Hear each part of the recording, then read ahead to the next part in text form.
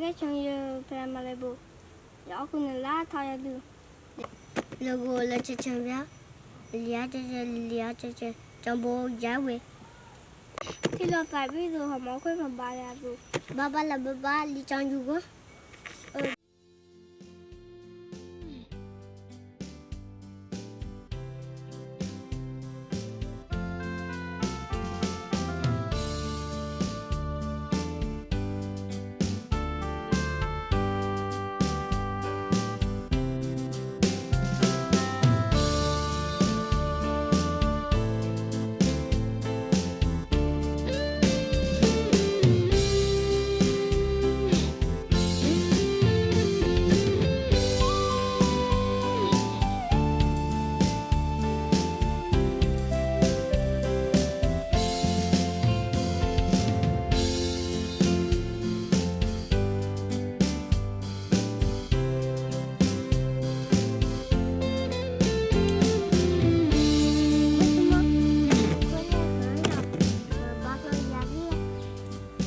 thôi giờ lấy bộ hay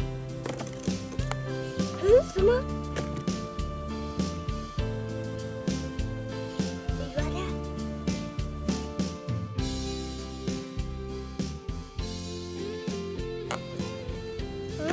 apa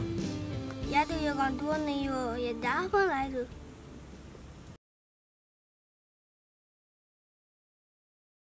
với khai chấm cái mà chấm cái nên tháo trong lên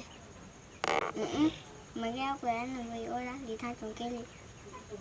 thì ra nó phải lên máu lắc lâu nữa hàm muốn phá lá bảo thằng cái trong cái bây giờ luôn á bà lấy bồn là ba là tháo là trong á giờ lấy ba là tháo là trong nha được đi tháo trong họ quay với làm báo họ quay làm với có mở ra được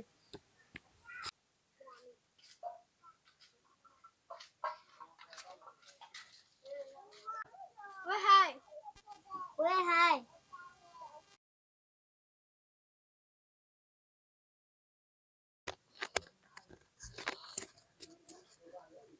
có phải là bộ chồng một lấy là mình chỉ cho chơi đùa là thường cho yếu là được với hai là kia là cái từ từ lại abo nếu abo sumo ấy cho anh cho mình lấy cái quay lại hơi được có ya bộ lần này yo họ lúc quay bộ mà đi ra trên nó mua ya bộ thabo ni bo với sumo mi ba được nên nào bộ gì ba gì mi là phá hơi thì ông nhắc phải hiểu